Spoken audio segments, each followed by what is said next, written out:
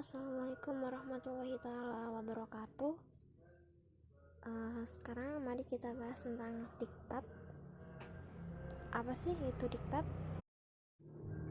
Jadi diktat itu menurut KBI Purwadaminta adalah pegangan yang dibuat guru berupa kutipan bentuk tulisan atau ketikan. Sedangkan menurut Curoto adalah buku pelajaran yang termasuk kelompok karangan ilmiah yang dibuat bukan berdasarkan hasil penelitian tetapi materi pelajaran dari suatu ilmu. Jadi kita bisa ambil pengertian secara umumnya buku pegangan guru yang diketik berdasarkan materi pelajaran dari suatu ilmu. Nah, yang kedua, prinsip-prinsip membuat diktat itu ada 3. Yang pertama, relevansi. Apa sih relevansi itu? Yaitu keterkaitan materi yang ditulis hendaknya relevan atau sesuai dengan kenyataan dengan pencapaian standar kompetensi yang ingin dicapai. Sedangkan konsistensi adalah bisa kita lihat dari kata konsistensi, maka artinya itu keajekan atau ajek. Jika kompetensi dasar yang harus dikuasai 4 macam, maka bahasanya pun ada 4 dalam diktat tersebut. Nah, yang ketiga adalah kecukupan.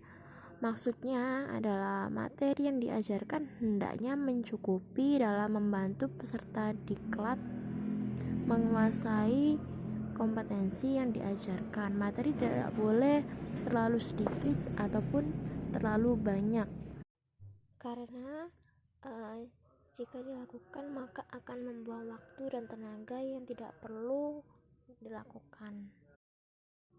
Yang ketiga, ketentuan membuat diktat.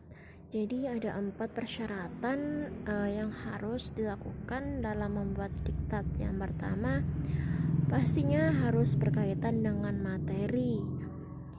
Lalu yang kedua, persyaratan dengan penyajian. Dalam menyajikan diktat pun ada persyaratannya. Yang ketiga, persyaratan yang berkaitan dengan bahasa. Jadi bahasa yang digunakan pun ada ketentuannya sendiri, tidak boleh asal-asalan, karena bahasa tersebut harus mudah dipahami oleh peserta didik.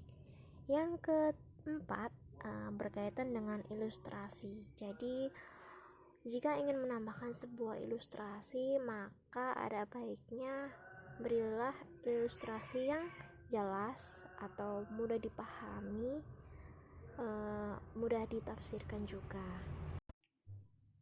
Nah, ini adalah petunjuk teknik penulisan diktat. Ada 2 hal nanti, hal-hal yang harus diperhatikan dan juga hal-hal yang harus dilakukan. Nah, ini bisa dibaca ya. Pastinya berilah jarak jika spasi antara tabel atau gambar dengan teks sebelum dan sesudah. Lalu judul tabel atau gambar diketik pada halaman yang sama dengan tabel atau gambarnya. Penyebutan menggunakan tabel atau gambar.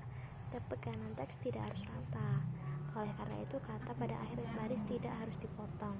Jika terpaksa dipotong, tanda hubungnya ditulis setelah huruf akhir. Nah, tempatkan nomor halaman di pojok kanan atas pada setiap halaman, kecuali pada halaman pertama setiap bab dan halaman bagian awal. Semua nama pengarang dalam daftar rujukan harus ditulis. Nama awal atau tengah dapat disingkat asalkan dilakukan secara konsisten. Nah, yang kedua ini hal yang tidak boleh dilakukan. Tidak boleh ada bagian yang kosong pada akhir halaman kecuali halaman tersebut merupakan akhir bab. Tidak boleh memotong tabel atau gambar. Tidak boleh memberi garis vertikal antara kolom pada tabel kecuali terpaksa. Memberi tanda apapun sebagai tanda akhiran suatu bab ini juga tidak boleh. Menempatkan subjudul dan identitas tabel pada akhir halaman. Subjudul dan halaman pada halaman ini tidak boleh. Rincian tidak boleh menggunakan tanda hubung strip, tetapi menggunakan pilet bintang. Untuk penulisan yang dilakukan dengan menggunakan komputer. Nah, tidak boleh menggunakan spasi antar kata dalam suatu baris yang bertujuan meratakan tepi kanan. Oke, terima kasih. Bila saya see you. Wassalamualaikum warahmatullahi wabarakatuh.